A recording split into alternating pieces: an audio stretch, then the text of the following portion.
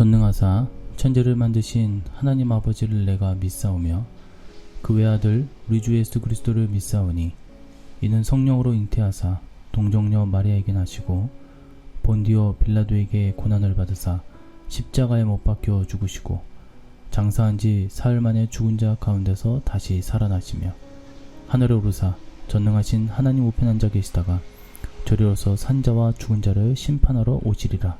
성령을 믿사오며 거룩한 공예와 성도가 서로 교통하는 것과 죄를 사하여 주시는 것과 몸이 다시 사는 것과 영원히 사는 것을 믿사옵나이다. 아멘.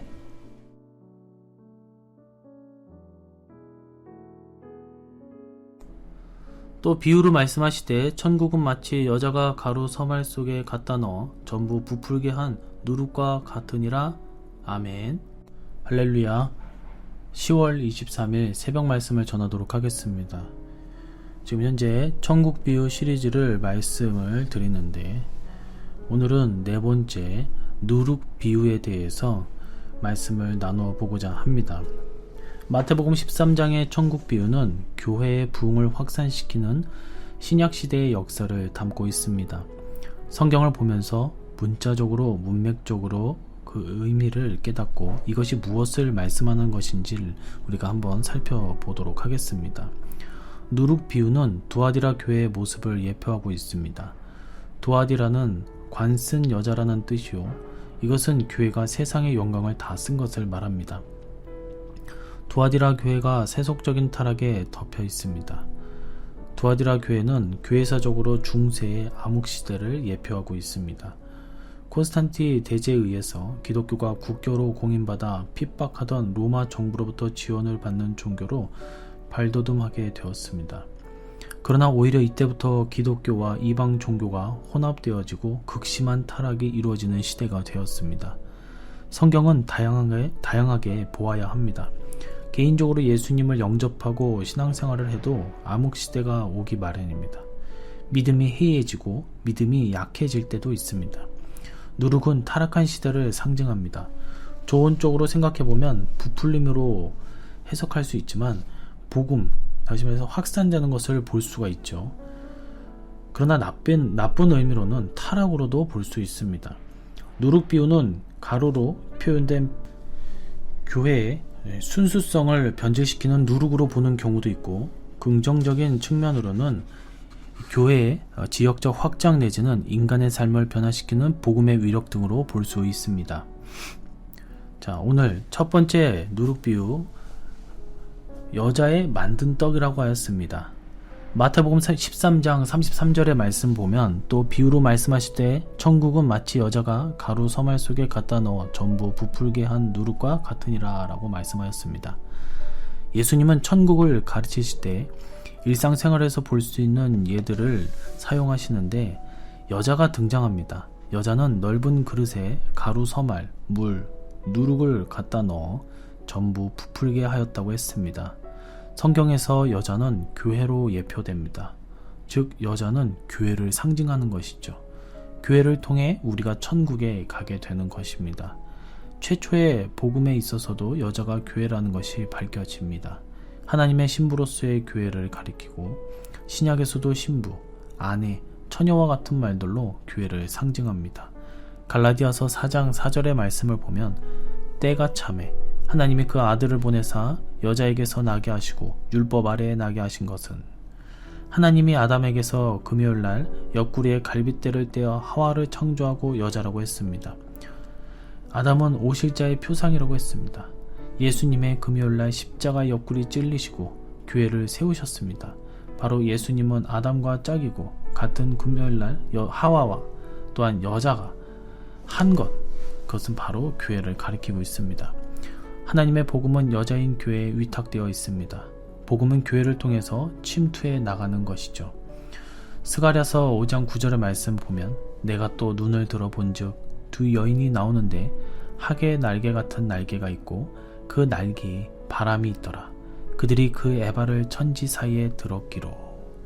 두 여인은 교회를 의미합니다. 여자로 비유되는 교회가 타락했습니다. 기독교가 국교가 되고 세상에 사치와 부귀영화가 오니 세속화가 되었습니다. 교회가 타락했습니다. 암흑시대로 들어간 것이죠. 여자가 만든 떡은 말씀을 상징합니다. 그 말씀이 타락했습니다.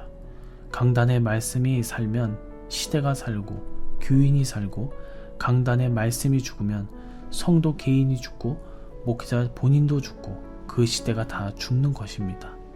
우리가 먹는 육의 떡을 통해서 생명의 말씀을 비교해 말씀하고 있습니다. 여자는 남자의 활동이 앞에 겨자씨의 비유에서처럼 외적 성장을 가져오는 것이라고 한다면, 여자는 본문에서의 누룩의 역할과도 같이 집과 교회와 다른 여러 사회 공동체 속에서 그 활동이 사람들의 눈에 드러나지 않으면서도 그 사회를 놀랍게 변혁 또는 성장시키는 내적인 변화를 가져오게 됩니다. 여자가 빵을 만들고 있습니다. 이것은 여자로 비유되는 교회가 말씀을 주는 것을 말합니다. 여자가 만든 떡은 말씀이라고 했습니다. 즉 교회는 성도들에게 말씀을 주는 곳입니다. 요한복음 6장 48절에서 51절에 보면 내가 곧 생명의 떡이니라.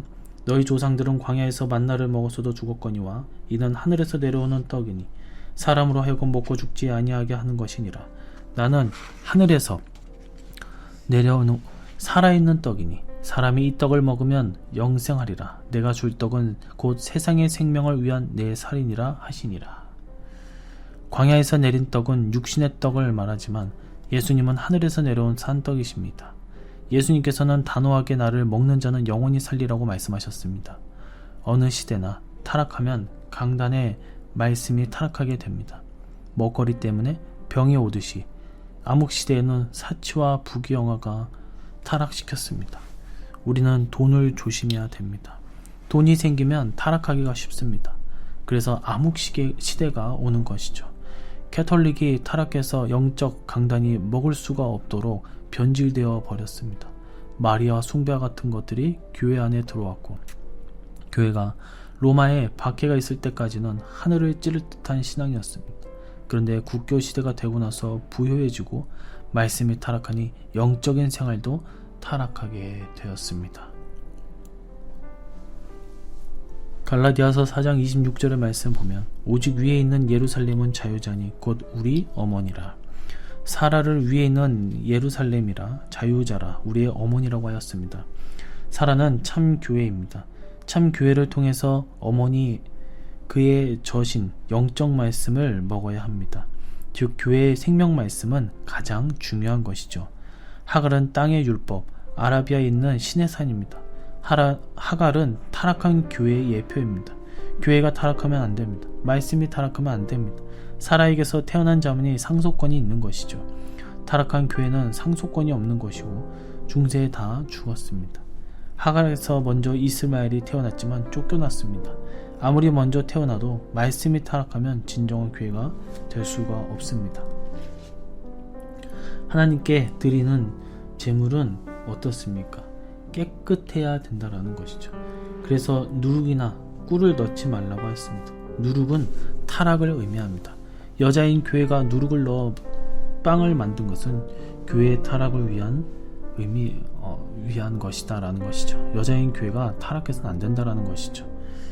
레위기서 2장 11절을 보니까 물은 너희가 여호와께 드리는 소제물에는 모두 누룩을 넣지 말지니 너희가 누룩이나 꿀을 여호와께 화제로 드려 사르지 못할지니라.